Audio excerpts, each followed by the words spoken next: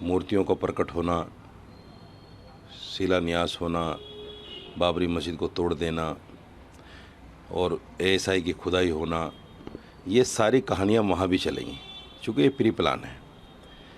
जब किसी देश की सरकारें विफल हो जाती हैं लोगों को जन सुविधाएं देने में, तो फिर वहाँ धर्म के आधार पर सरकारें चलती हैं। देश में भी यही हो रहा है, धर्म के आधार पर सरकार चल रही है। मस्जिद के अंदर कुछ भी नहीं है, जबकि तथ्य ये बताते हैं कि जिस वक्त राजा मानसिंह के कहने पर औरंगज़ेब ने मंदिर पर हमला किया, क्योंकि उसमें कुछ कुरीतियाँ थी, तो उस वक्त में जो वहाँ के मुख्य पुजारी थे वो शिवलिंग को लेकर गंगा में कूद गए थे। तो अब ये वज़ू खाने में शिवलिंग कहाँ से स्थापित हो गया? दूसरे, उसके नीचे तहखाना है, ये तहखाने की छत पर शिवलिंग रखा हुआ है। बकौल उनके शिवलिंग तो ज़मीन में होता है और अंदर तक होता है, जैसी मान्यताएं हैं। ये तो वज़ू खाना है छत के ऊपर, और उसमें फव्वारा फाउंटेन बना हुआ है। और ये एक जगह नहीं है, आप देश में लाखों जगह मैं आपको ये फाउंटेन दिखा सकता हूँ। जहाँ भी मस्जिद में हौज़ मिलेगा वहाँ फाउंटेन मिलेगा।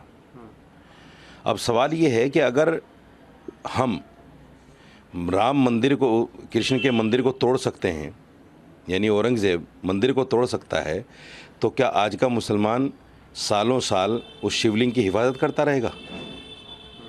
ये दिखाने जताने के लिए कि एक वक्त आएगा फिर ये शिवलिंग यहाँ से निकलेगा और हमारी मस्जिद को तोड़ा जाएगा, ये सब ड्रामेबाजी है।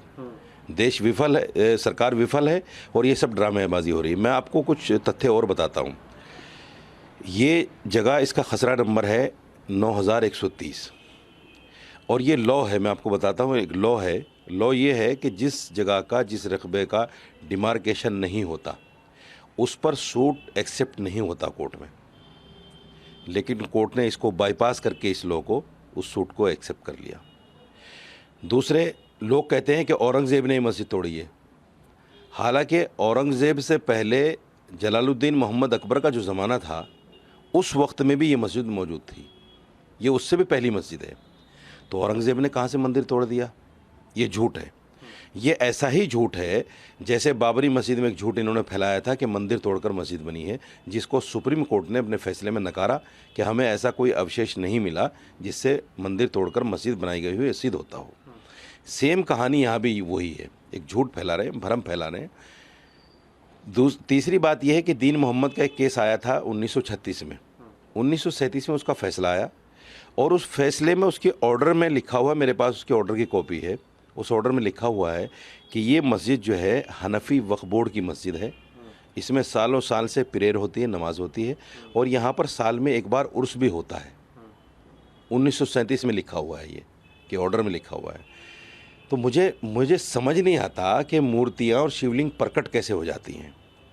1949 में बाबरी मस्जिद में मूर्तियाँ रखी थी और ये कह दिया गया था कि मूर्तियाँ प्रकट हो गई, जिसको सुप्रीम कोर्ट ने कहा कि मस्जिद में चोरी से मूर्तियाँ रखी गई थी, वो इल्लीगल था। सुप्रीम कोर्ट ने मेरे जजमेंट में कहा। आज भी शिवलिंग प्रकट हो गया, और वो भी वज़ू खाने में, जहाँ मुसलमान वज़ू, देखिए मुसलमान इतना बद तहज़ीब और बदतमीज़ नहीं हो सकता कि अगर किसी का शिवलिंग है, किसी के आस्था का प्रतीक कोई है, वहाँ मैं अपने पैर धोऊँ, वहाँ मैं कुल्ली करूँ, वहाँ मैं नाक से रेंट निकालूँ। मुसलमान इतना बदतमीज़ नहीं हो सकता। अगर ऐसा होता तो मुसलमान उस जगह को छोड़ देते आज से पहले, लेकिन ऐसा नहीं है। ये सब ड्रामेबाजी है। याद रखिए, एक वक्त ऐसा आएगा जैसे श्रीलंका में हो रहा है, लोग इनको दौड़ा दौड़ा कर मारेंगे। मुसलमान भी खड़ा होगा, और अभी बुद्ध खड़ा होगा। बुद्धिस्टों के हज़ारों मंदिरों को तोड़कर हिंदुओं ने मंदिर बनाए हैं। बुद्धिस्ट जागने लगा है। जितने भी बड़े बड़े मंदिर हैं, तिरुपति बाला मंदिर और जितने भी धाम हैं, ये सब धाम बुद्धिस्टों के मठों को तोड़कर मंदिर बनाए गए हैं। ये इतिहास है, इसको आप नकार नहीं सकते।